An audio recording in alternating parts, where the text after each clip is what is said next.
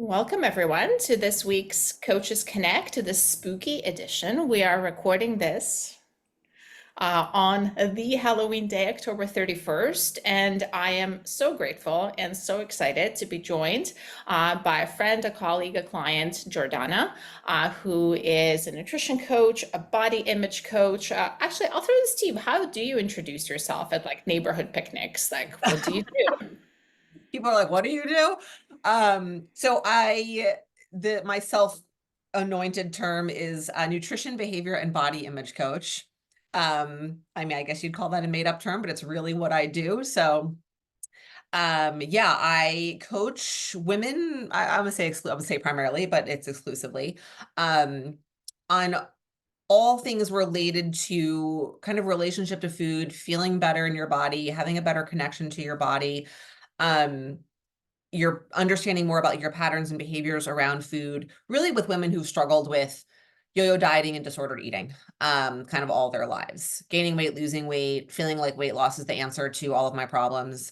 Um, feeling like fixing my body or making it look better or different is going to make me happier in life, and working through all of the patterns and behaviors around food and exercise and self-talk kind of connected to that. Thank you. First of Yeah. all, I do want to point out the self-anointed term because we get to do that, y'all. Like this is, there are lots of downsides to the fact that the coaching industry is not regulated. This ain't one of them. This is an Yeah. upside. We get to Yeah. make shit up, right? So if, as long as we're not stepping on toes of registered and regulated professions, we get to call ourselves a behavioral coach, a health coach, a body image coach, whatever feels good, aligns with your practice, and describes what you do. So I absolutely love that. And today, I wanted to talk about all things photos and taking photos. And Jordana started this really, really awesome thing. I think about a week or two ago, you first announced it. And this is called Photo Freedom. Is that Yeah. it? Yeah. Yes. And I so loved it. And I thought we would just do this for Halloween because my gosh, taking photos can be a spooky, scary, horrifying thing, terrifying thing, right? So I thought that was just like very on point. But Jordan, why don't you tell us what is photo freedom? And Yeah. well, actually, you know what? I take it back. Why don't we start with tell us why it's so scary? Like, can we talk about that? And please pop into the chat for those of you who are here. Like, why is it so scary to take photos sometimes? Or why is it so scary to look at photos sometimes of Yeah. ourselves primarily, right? Like we're talking about photos of Yes. ourselves here. Yeah. Yes. Yeah. I love the little Halloween connection because the horrifying, terrifying, I mean, really it is. That is how we collectively feel about photos. I think for me, I think what I hear from people and what I've يدرس الجزء التالي سيلز وعندنا الجزء التاني بتاع النيوتريشنست ده more of an internship. wait, what's happening right now? Oh, Okay. good. Okay. I'm like, wait, It's there's just some people.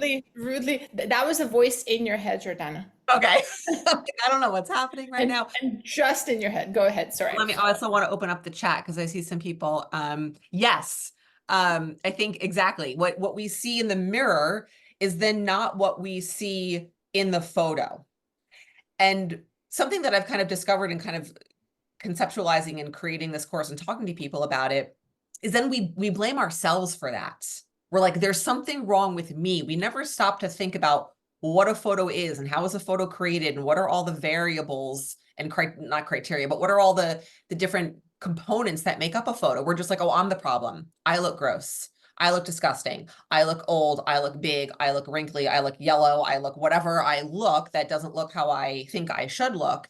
And then there's suddenly like in our brains, we're like, oh my God, I'm a problem that needs to be fixed yet again. And that's a very unsettling, uncomfortable place to be. And I think that's where the stress comes for people, as we feel like there's this reality about ourselves being reflected back to us that we're somehow not aware of, but that's not actually like what's happening is the thing. I'm almost seeing a parallel here, right? Like for those of us that choose for whatever reason to step on a scale and see a number, right? And make that number mean things. Mhm. Because, right, like one of the things that has never like I never really connected with, and I know that can be so therapeutic and healing for lots of folks, but the whole notion of like breaking the scale, right? Like taking a hammer out and just smashing it like the office style, right? Like taking it out into the field, right? And setting it on fire and throwing it off a cliff, right? Because to me, it's always been like that, like cold, rational, like the scale doesn't care. Like the scale absolutely does not care how much Right. I weigh, right? It's Right. what my brain does to the number that it displays. And me breaking the scale is not going to do anything about what's inside my head over here. Right. So it Right. almost like that there's that connection with the dissonance of what we see in the mirror. Like, oh, like from this angle, I can see like whatever, like more rolls or more squish, right? It's not necessarily right or good or bad or wrong, but what I am making it mean in a Yes. particular photo that I see. Yes, yes, it's 100% the meaning that we assign to it, which that is, by the way, not unrelated, basically the definition of body image, right? The meaning that we assign to our appearance.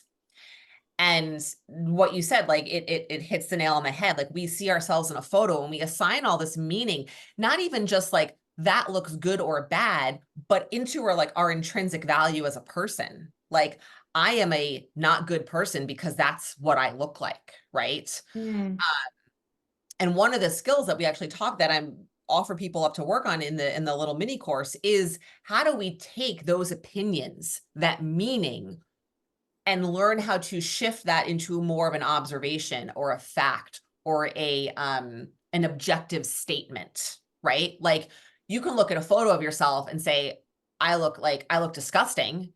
And you can also look at a photo of yourself and say like, of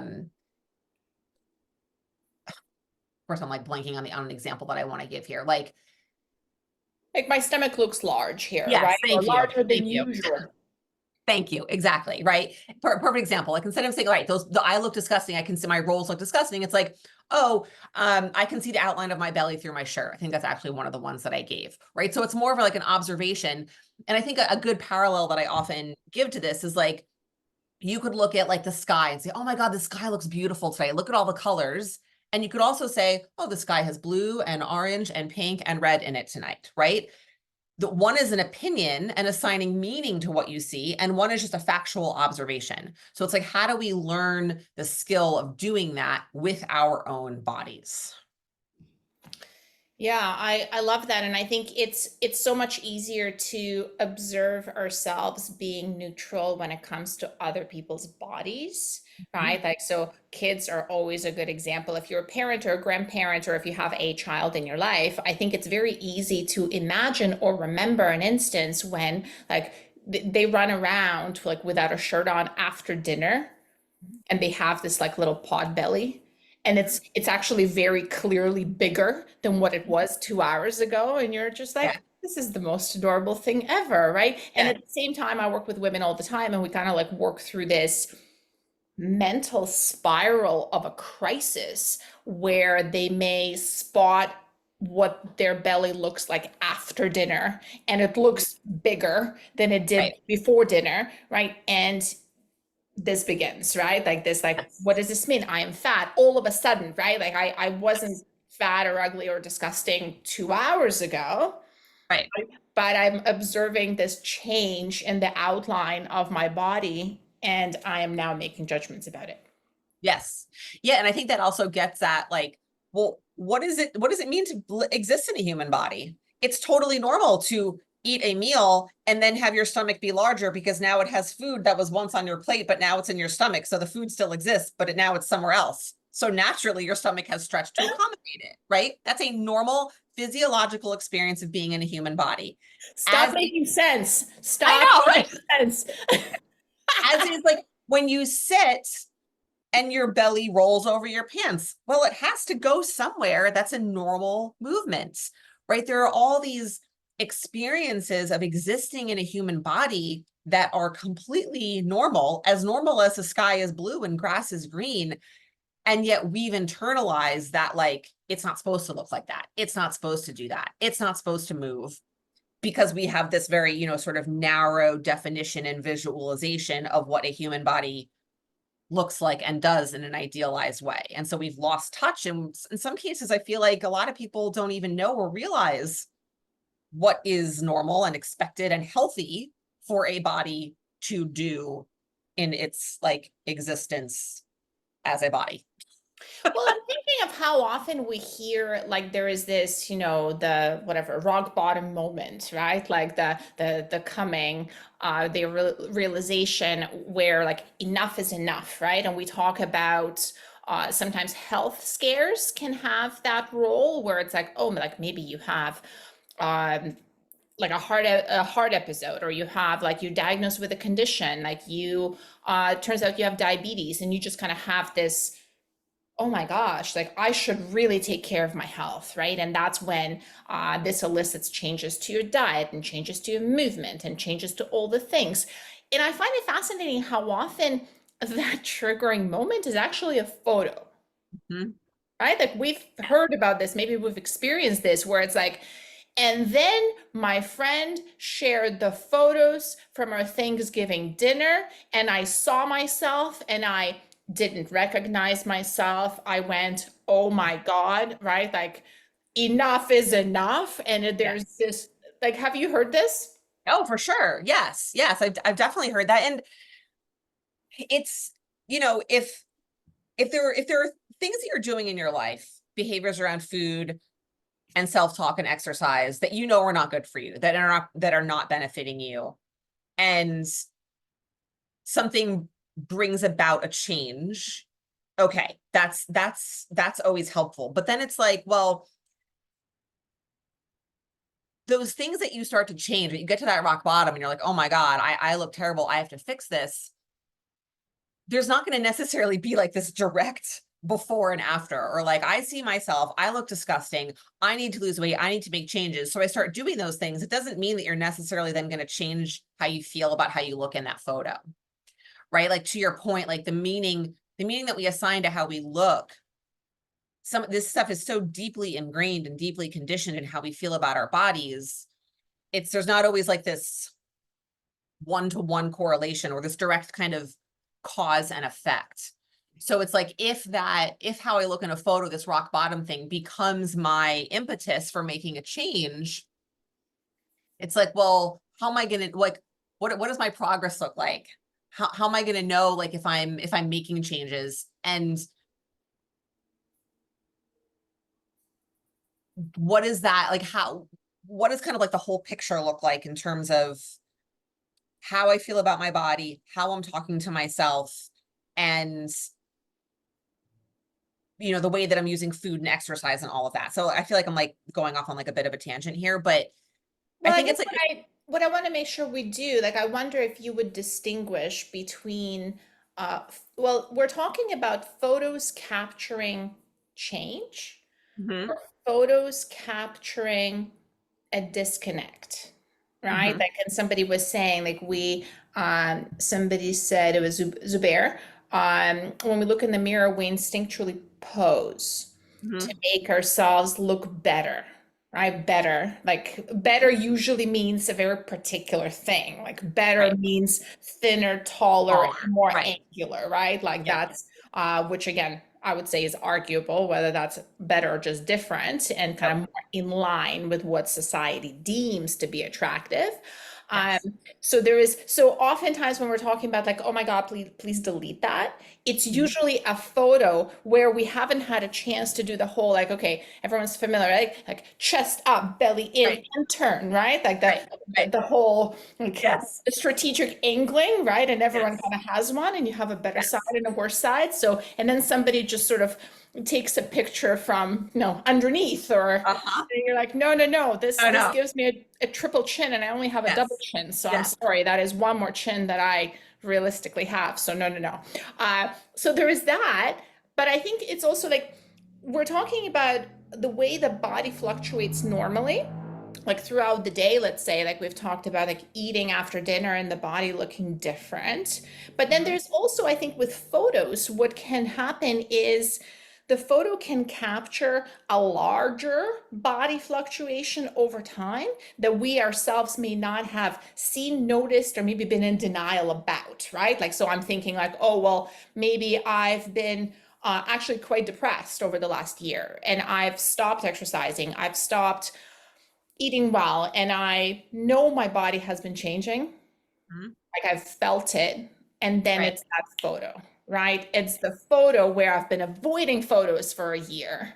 Yes. And the photo kind of confronts me with reality, let's say. Like, would you say like those are different? Like there's a difference between like, here's a bad angle of me versus like, here's a photo that like, I mean, I think it's like it gets murky, right? Because photos can be impacted and manipulated by so many different like components. Like you already mentioned, angles, lighting, lenses, distance, framing, perspective, right? And I talk about all this because I did a little reel of this, you can do this and experiment with yourself, which like is one of the things I talk about in the little class. And I highly recommend whoever's on here, you go do this is the same clothes, same outfit, whatever you're wearing. When you get off this call, go take like 15 or 20 pictures of yourself and hold your phone at all different angles and turn it around and use both lenses and put direct lighting at you from different places and hold the phone low down and hold it high up and have someone else take a picture of you and then compare all these pictures and you'll be like, holy crap, they look really different, but I'm in the same body, the same person, the same clothes, the same hair, the same whatever, and nothing else has changed. So it's like, does what you see in that kind of rock bottom photo, it's like, I don't know, could it reflect back to you a real true difference in your appearance? Yes. Could it also be what a photo does sometimes, which is kind of manipulate reality in some ways to show you something that is not necessarily real. I think it can go both ways, but I think it's important to have an awareness of what a photo is and how it works before using that solely as the thing to be like, oh my God, like this is the thing that is going to like get me to change. I'm curious how this is landing with folks on the call. Like what are you thinking of? Like when we talk about photos and how our bodies look in those photos compared to how they look in the mirror or how we think they look. Like what is that disconnect, if any, like for you? Elizabeth said I got chills at one point when she was talking. Yeah. Yeah, like really resonates. That's how you know. Maureen says, loaded with judgment. Maureen, feel free to add to the comment either in the chat or even pop on if you'd like. Like when you say loaded with judgment, it's kind of like I'm thinking of a full sentence here. Like when I look at photos of myself, I'm assuming. Mhm. Yeah, I'll try to come in here.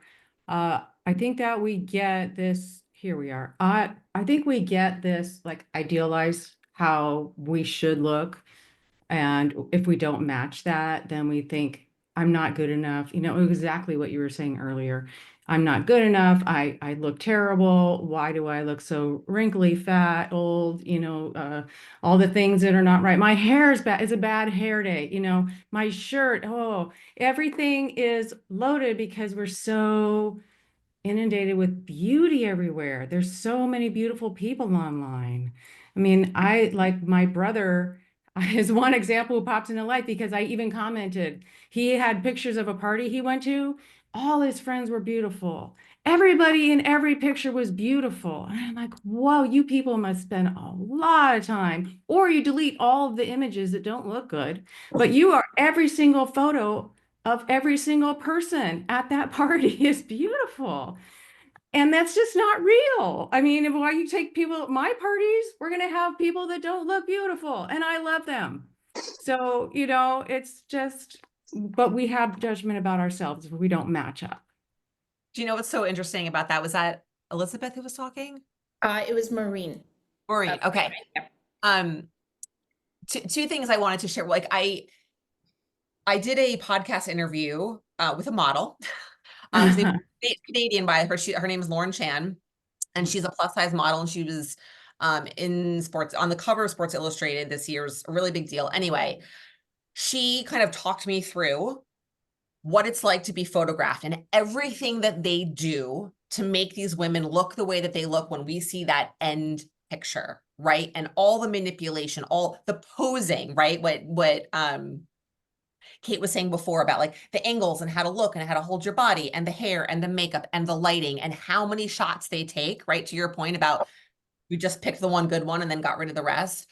But she was like, I really want people to understand that what you see in that image is so curated and there is so much work that goes into it. And then we, as kind of like, you know, regular humans, non-model humans, then compare ourselves to these things and to what we see and think that it's like the same, and it's not. So as we think about like those standards of beauty and what we're comparing ourselves to and what we think our photograph should look like compared to what that photograph looks like, there's just such a huge, disconnect.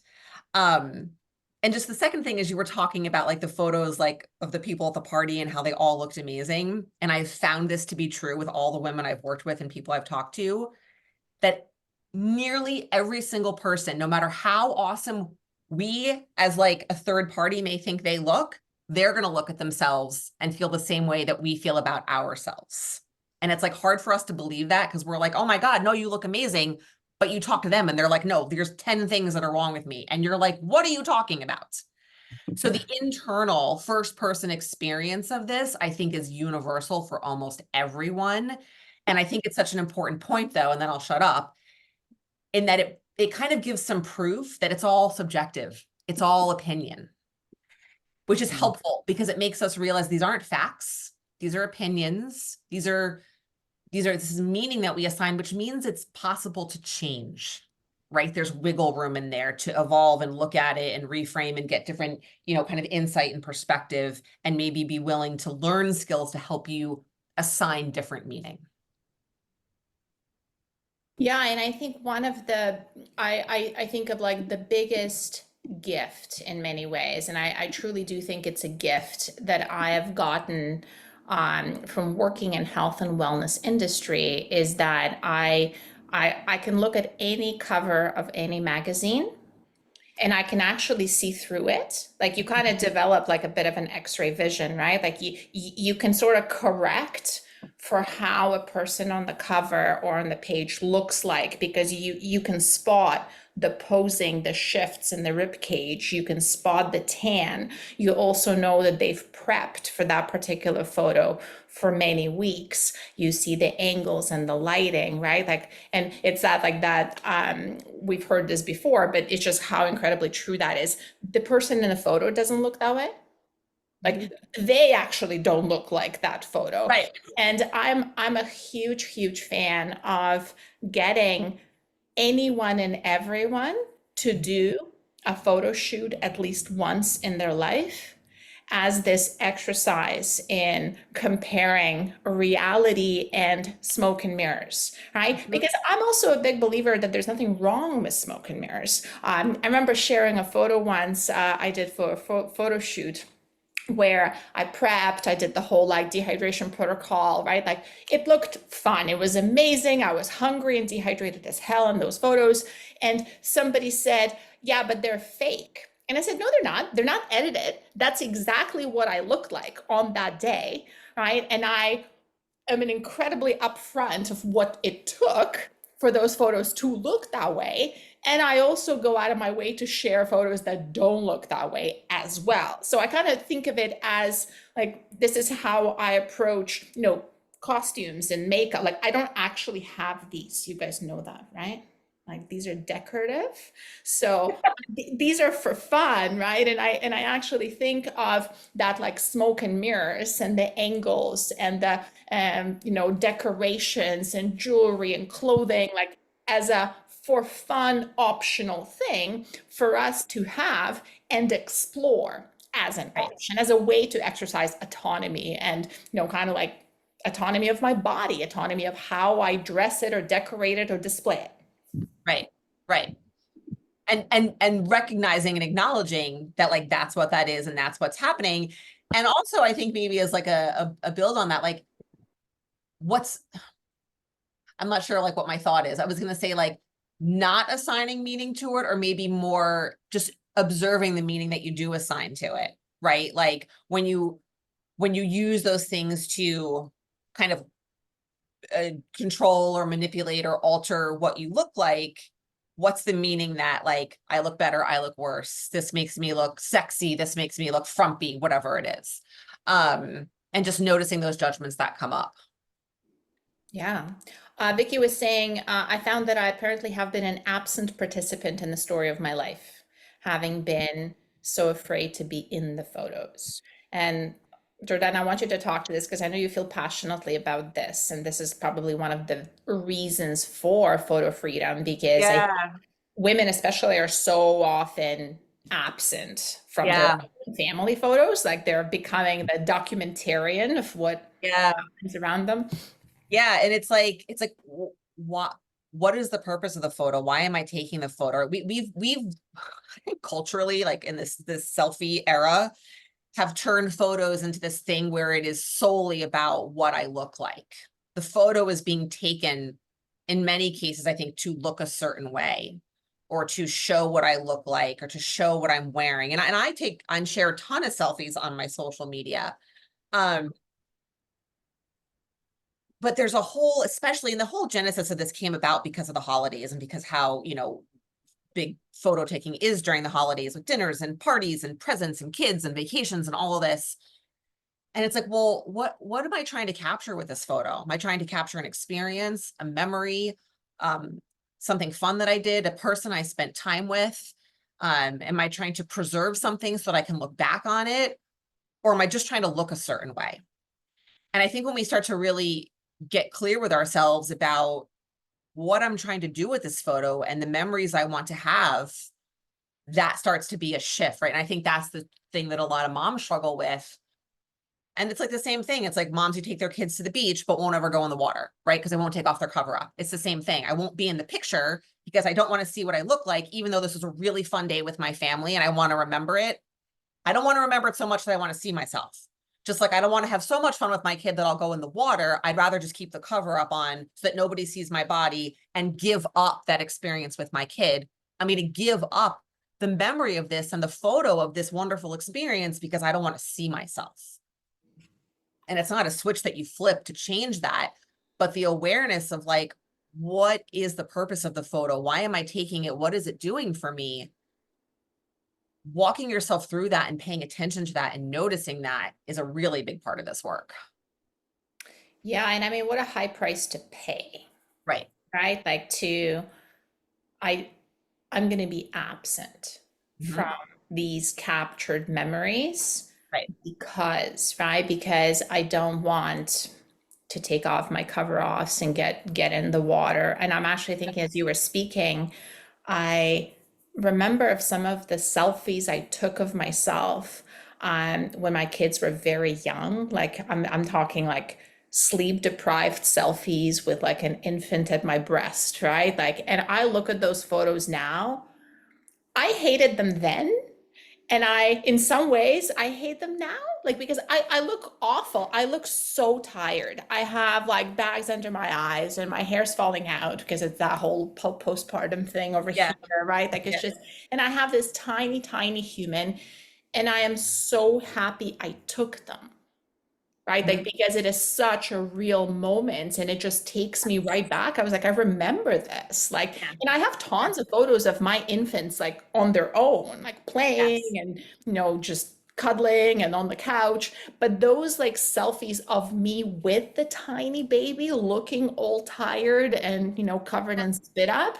Like, what is the purpose of that photo? So Jordana, I so love the question, because if we start examining it and it's like, okay, if I'm going to post for every photo, if I'm going to make sure that if the photos of me are going to be captured, I need to be dressed up, I need to be wearing makeup, and there will be filters involved, then we almost can't help but conclude that the only reason I take photos is to capture when I look pretty, like conventionally pretty as per. right? And then you kind of have to face as to whether you are okay with that being the sole purpose of taking photos. Because Yes. if the purpose is actually, I want to capture memories, well, you gotta expand what that looks like, because Yep. heck, those tired, deprived, self-deprived selfies, they're definitely captured memories. I don't look particularly conventionally pretty in those photos. Right. I love what you said when you were talking about the pictures of you with the girls when they were babies, because it's like those two truths, two things can be true at the same time. You were like, I look exhausted. I did not look good. My hair is falling out. I got bags under my eyes. I look exhausted. And I want those memories. I want that documented for myself so that I can show my kids, right? What that was like, what the experience, look how little you are. Look what it was like. This is what it was like when I was your mom, when I was young and you were young. Like, that's like the story. And I think that's what Vicky said, the story of my life. Like, yes, I love that articulation because it is like, this is the story of our life. And we want to be able to have that and look back on it and share it with our friends and our family or whoever it is. I think being able to, you don't have to love how you look to be in a photo, right? That's kind of like the crux of the whole thing. That's something that's like, what do you mean? Like, that's insane. That's crazy. Of course I have to love how I look. That's kind of the goal, for lack of a better term, that we're moving towards, right? The goal isn't to look at pictures of yourself and love everyone. That's not the point. That's never going to happen. That's okay. Just like you don't have to look in the mirror and love what you see every day or love every part of your body.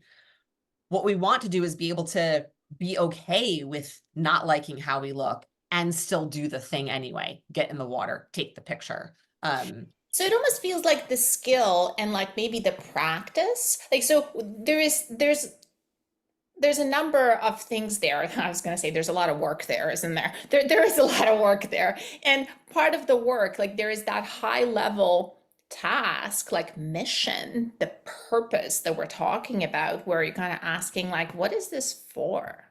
Mhm. Like, what is this for? Am I capturing this just like the pretty best highlights?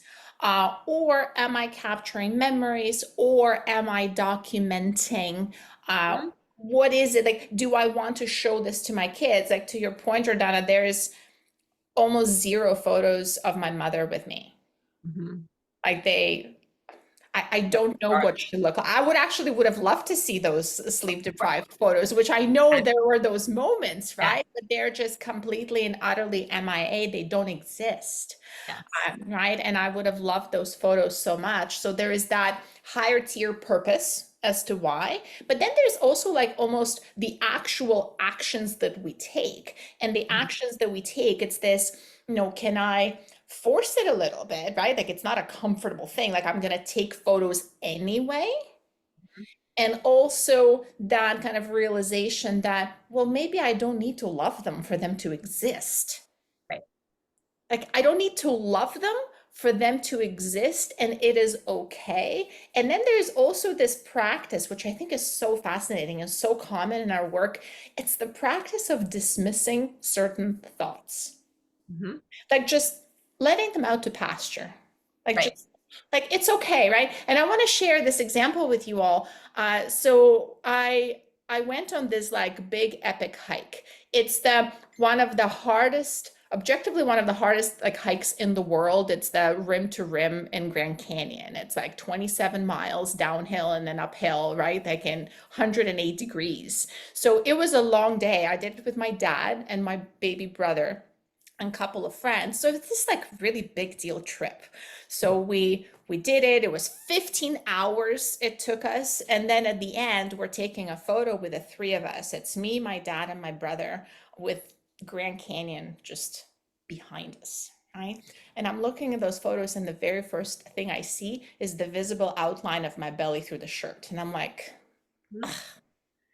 and it was such a funny moment, right? Because that's the moment like I'm pretty used to kind of going like, that's nice. Like it's the dismissing. Mhm. It's like that's the first thought, Mhm. but I don't need to do anything with it. Like I Yes. don't need to do anything with it because the photo Right. exists. I'm Right. not going to delete the photo. I'm not Right. going to go through every single photo, edit it, crop it, make sure that there's absolutely no documentation of a visible outline of a stomach after 15 hours of eating mostly sugar, right? Like it's, so that like practice of dismissing, can you talk about that a little bit more? Yeah, I think that's so powerful. The dismissing concept, and then the way I think maybe to me, you extrapolated on it, like, I don't need to do anything about that, right? Like I can let this go. I don't need to take action on it. This can just be. Um, we are constantly in fix it mode. I ate too much. I have to work out. I have a big dinner tonight. I have to, preempt my calories. Like I gained 10 pounds. I have to lose 10 pounds. I look like crap in this picture. How do I fix it? How do I fix it? How do I fix it? Because we can't sit, we have no tolerance to sit with that discomfort. And we are constantly looking for that like relief from that discomfort. And so with photos, we, to your point, like delete it, put a filter on it, crop it, try to manipulate and control our position in the photo. And it's to me, this is where like I talk about this like practice of like talking back to your brain, right? You said the first thought, the automatic conditioned reflex, no different than when the doctor taps your knee with that little rubber mallet and the knee straightens and bends. You can't control it. You look at that photo, and logically, you set the whole story for us. We just went on this incredibly difficult hike with my family. It's like a huge life event. And I see that photo, and the first thing I think isn't, wow, look at this great photo of my dad and my brother and I after having done this monumental hike. It's no, my stomach looks fat. I know those weren't your words. I could see my belly. That's how deeply conditioned. We can't control those thoughts. They're just going to happen.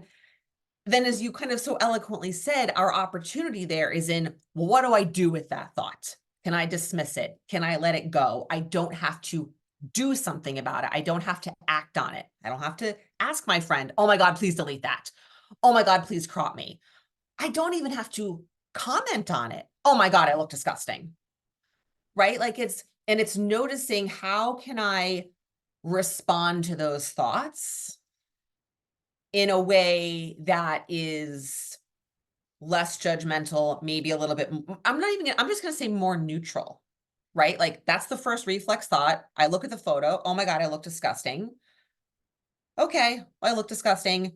And this is also a really fun time. I had this great photo. This was an amazing hike, party, day at the beach, whatever it was. It's like the and, right? What you talked about before. Like I looked so exhausted in these photos with the girls, and I'm so happy I have them. I see the outline of my stomach in this photo, and and I'm so glad that I have this picture, because this was like a really like a huge day in my life.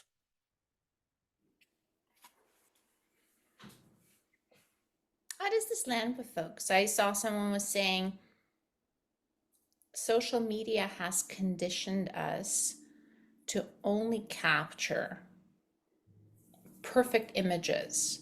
And it kind of goes hand in hand with that, like, everyone around me looks so beautiful, right? Like the photos I see so beautiful. All right. I'm going to push back on the social media has conditioned us to capture perfect images, because I understand the point and I actually agree with it. However, I would argue that we do carry a lot of personal responsibility here, because social media is based on algorithms, and social media shows you what you follow and what you like, right? So I know that if my social media feed only includes a very particular type of look and body, that can be impacted by me quite directly by a whole bunch of unfollows and a whole bunch of follows, to sort of really curate the images that we are surrounded by. Jordana, is it something you talk about in your work, just even like the images that we are exposed to by default and the images that we actually choose to expose ourselves to? I mean, I follow very few people, and I see bellies and angles on my Instagram a lot. I follow Jordana. And so I see a lot of unflattering angle photos. Yes, I share a lot, very specifically. It becomes, social media becomes a vacuum that you create it to be, right? Mhm. Just like with politics or anything, you can exist in what's it called? Like reverberating an echo chamber. Silo. Yeah. Yeah, an echo chamber. So I think the point that you make is that you are curating your own feed. And to your point, the algorithm, and I'm not on TikTok, so I can't speak to it, but Instagram for sure does feed back to you the things that it thinks that you are looking for or that you are commenting on or whatnot. So, and this is where like I have a love-hate relationship with social media. The hate in the addictive nature of it, the mindless scrolling, the comparison and all that. The love in that there are a lot of people out there now giving visibility into what we are talking about, showing their bodies, showing human movement, showing the things that we've been insecure about and putting them on like front center stage display. And normalizing it and making you feel like you're not alone. And there's a couple people, more than a couple probably, that I follow that I think do a really great job of that. One of my favorites is Sarah Landry. Her handle's The Bird's Papaya. Canadian also, those Canadians. And it's, so by following her, then I get suggestions for other people. And I also don't follow a lot of people. I keep it very limited, but I think it can be what we make it. And if you want to see bodies that don't look perfect and feel more human and more real, for lack of a better term, it's out there. And it's up to us to create that for ourselves. I really love when folks have a regular movement practice that takes them to a place where they see a lot of bodies, preferably like semi-closed, if that makes sense, right? Like, so I'm thinking like a hot yoga studio is a perfect place. And I used to teach hot yoga, and I would think about this a lot because, you know, it's not quite the same. Like you could show up to a CrossFit gym and leave, and yes, you will see a variety of bodies for sure. But at a typical CrossFit gym, you're not actually going to see a whole lot of like changing and showering, where with hot yoga, there was actually a whole lot of like semi-naked bodies in the room and then after the room with the showers and the changing, because you're dripping with water. And I think it can have such an incredibly beneficial impact on like the exposure to what normal Yes. even looks like, because the normal is so skewed. Yes. If the only normal that we see, like if I only saw my best friend on her Instagram and that's the only place I saw her, she looks very different on her Instagram than when I have seen her at home hanging out in the morning, right? Like, because again, there is that like filtered, made up, like I feel pretty and I put a picture on. Right? Yeah. So, like, Yeah. where can we see that diversity, normality continuum of? Yes. I've had several clients like talk to me about this. It's like, it's sort of like it's kind of like the once you see something, you can't unsee it concept, right? So if you are willing to look for it and expose yourself and be willing to to want to see it. Yes. But I'm as soon as you mentioned like the hot yoga thing and seeing bodies, it reminded me of two things. The client was sharing she had gone to like a giant indoor water park. I live in the Northeast, and so there's like a bunch of these here that people go to. She went in the summer, but a lot of people go in the winter, whatever. And she was like, the diversity of bodies that I saw, she was like, made me feel so much better about myself. And that like, I'm, my body is like another human body, just like all of these bodies. And they were all different size, short and tall and big and small and rolls here and big bellies and big tushes and big thighs and big boobs and little boobs and all like everything. And it's like, when you start looking for it and paying attention to it, you start to see the real diversity of human bodies, right? And I had another client say that to me, same thing about the beach when she was on a beach vacation. She's like, when I really started looking, I'm like, why am I beating myself up? Look at all these women out here walking around in their bathing suits and their two pieces, taking their cover-ups off, and they, don't have the quote perfect body that we've been told. So these things can be like self-fulfilling prophecies where we can point out all of the people who look like a supermodel and say, oh my God, I don't look like them. Look at all these women look like this. But the reality is there's going to be a lot more women who don't look like that, because that is the minority body type for a lot of women. It's just been the one that's been most widely represented and been made visible. It's not an accurate representation. And so when we start to pay attention and notice what's out there, that starts to create a big shift too. Well, I remember reading that human bodies are such a unique point of comparison for us because it feels like it's like the only thing where we get to look at something that is exemplary, like very extraordinary in a literal definition of the word. Like when you have a male body, 13% body fat with like a visible six pack at a Cirque du Soleil gymnast, that is an extraordinary body by definition, right? Like Yes. it's out Yes. of ordinary, be above and beyond. Now, Yes. we can go to an opera and we can listen Mhm. to a voice that is extraordinary. That is Mhm. 0.01% of like the genetic capability and professional training and vocals, and it just like gives us goosebumps and takes our breath away. But it's very rare that we sit in the audience and kick ourselves for like not singing like that, Yes. right? Like Yes. it's just like, oh, like I should really go home and start singing more and better Yep. to try and get closer to this. We sit in the audience and we appreciate the fact that this is like a very unique combination of Yes. genetics and talent and potential and training and time and like Yes. practice and all the things. Yes.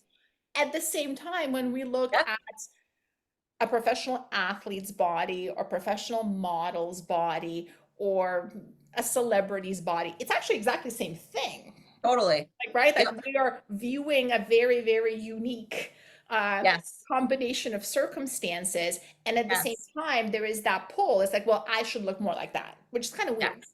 Yes. Yeah. I mean, right. It's like you're applying so much logic to it, right? And it's like, oh, that makes sense. But it's learning those skills, because then that becomes, like, to me, that becomes a skill. That's something, depending on the person, that like you have the thought of, oh my God, I look disgusting. I look at this photo, I look disgusting. I need to lose weight. Well, one way to respond to that is to, acknowledge that, like, my body doesn't need to look like Jennifer Aniston was like my person. I grew up in the age, I'm 44. I watched Friends in real time from 94 to 2004, prime disordered eating, body image issues. And if you are a fan of Friends and you know of the Fat Monica storyline and all, where Monica was like the size 14, and basically they talk about Chandler having to lose weight, and so many jokes about, like, if you don't look like Courtney Cox or Jennifer Aniston, you are ugly and undesirable and will never get married. Bit of a tangent, all this to say that, like, growing up in my head, it was like, well, I need to look like Jennifer Aniston. Every time Brad Pitt Fight Club, every time I wanted to lose weight, I was like, well, I will look like her when I lose weight. To your point, I don't have the same genetics as her at all. I could lose 40 pounds and not look anything like her.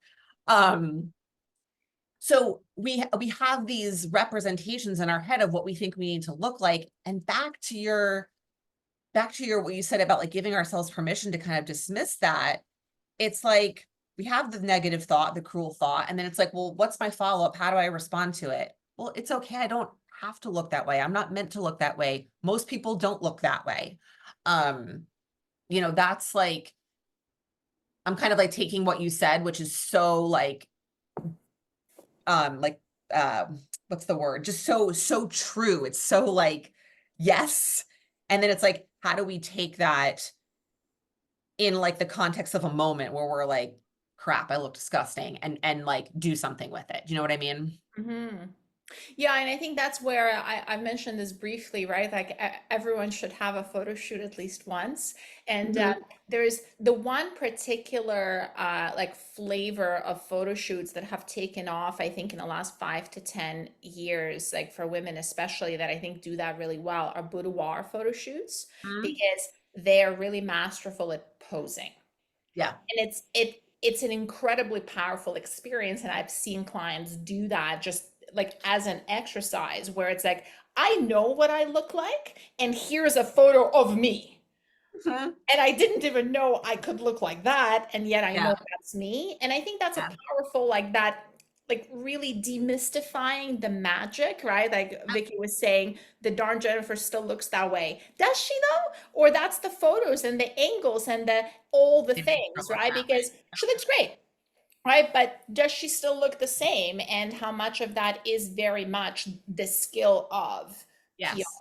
Yes. right? Like the representation and being a brand and actually needing to look that way as your job, right? Because I think that's the other thing, right? I have had conversations with some of my friends, like going through the postpartum period, right? Like you have babies and then you look in the mirror, you're like, well, my body doesn't look the same, and why doesn't it look this way?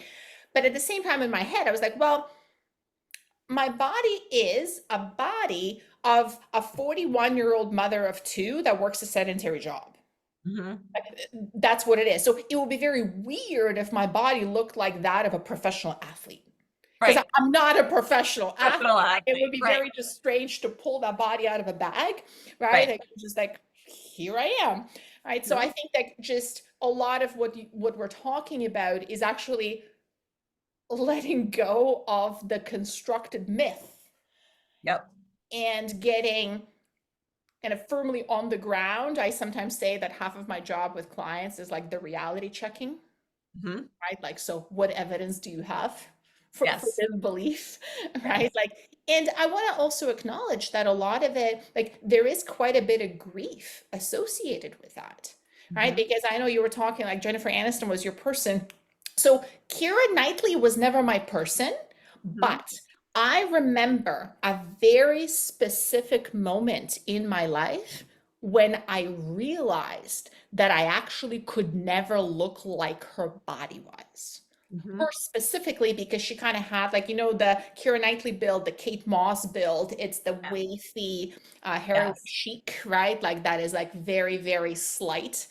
Yes. Having that actual objective realization is like, oh shit, I'm built differently. Like my actual bone Yes. structure will not Yes. allow me to look like that no matter how light or thin I become. Yes. And that was really powerful, but it also was quite sad Mhm. because it was realizing that I don't have as much control as I thought Oh, I did. totally. That control thing. Yeah, there it is.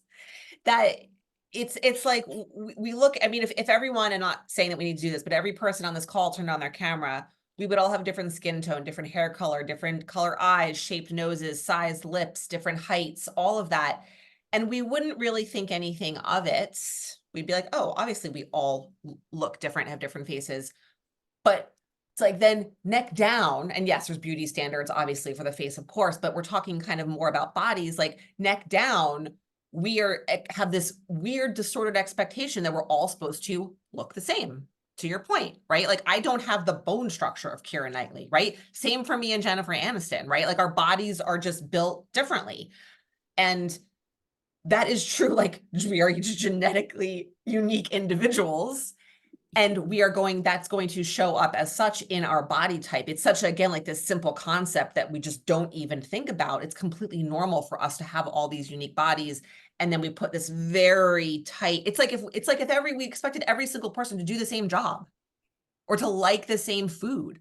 We don't. We know, of course, everyone's going to have varied interest. The same is true for bodies and body types, but it's this totally foreign concept that we don't really wrap our brains around until we do, right? Like, which is like what you shared with like your realization around Keira Knightley. And yeah, I think the grief thing is like, because then it's like, well, if I can never look like that, is how I look okay? Like, how do I come to terms and find peace with that? That's like, I think that's maybe like where some of like that grief comes in. I want to be cognizant of your time, and I would love to let folks know where is the best place to find you. So I want to share a couple of links here because so photo freedom is what we've talked about Yeah. today, and it's a free resource, it's a free challenge. I think there's going to be a lot of like actionable items along the way, which I think is great timing for the holidays.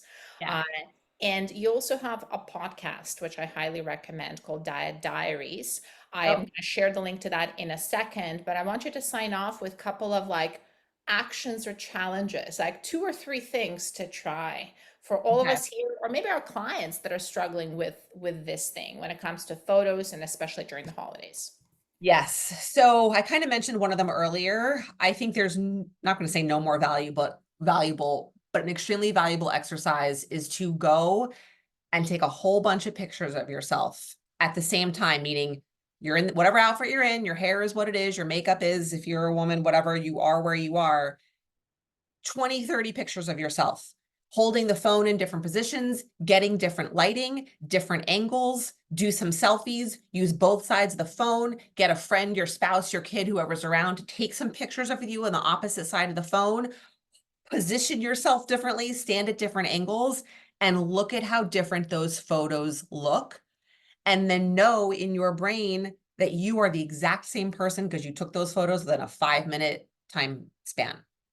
And a skill like that, then the next time you see a picture of yourself that someone else has taken and your brain goes, oh my God, I look like crap.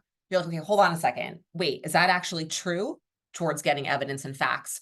Or is the lighting not great? The angle's not great, whatever that is. And you start to be able to make those connections a lot faster and turn down the volume on those negative thoughts. Well, and we're switching the purpose there too, because I bet that little exercise, this like, ooh, let me put an outfit, I'm going to take a picture of myself like this, like this, like this, like this. There's like 13 photos, right, on your phone. And I think we've all done this before. I know I've done this before. But the purpose was different because the purpose was like, let me pick one where I look the best, right? Mhm. And what you're talking about is actually doing the very same thing, but changing the intention, because the intention is, can I recognize that Mhm. even though one of these photos might be meeting my criteria of better, Mhm. I am actually looking quite different in all of these photos lighting, even though I am wearing the same outfit and I'm the same size in these photos. Yes. Yep. And I did. If you go on my Instagram, I posted a reel last night that literally does this and it like Ah, explains it. I love Because I that. think the point you made is spot on. It's actually not to see which one you look the best in, it's to see how different you look in all of them. And That's some you right. might like and some you might not like, and that's okay. Love it. I think that's such a great point for us to wrap up on. Well, you heard the challenge. Find Jordana in a couple of places there. And thank you so much for being here. Thank you. This was awesome. Like that was the fastest hour of my life, I think. Love that. All right. Catch you all in the next one. Bye.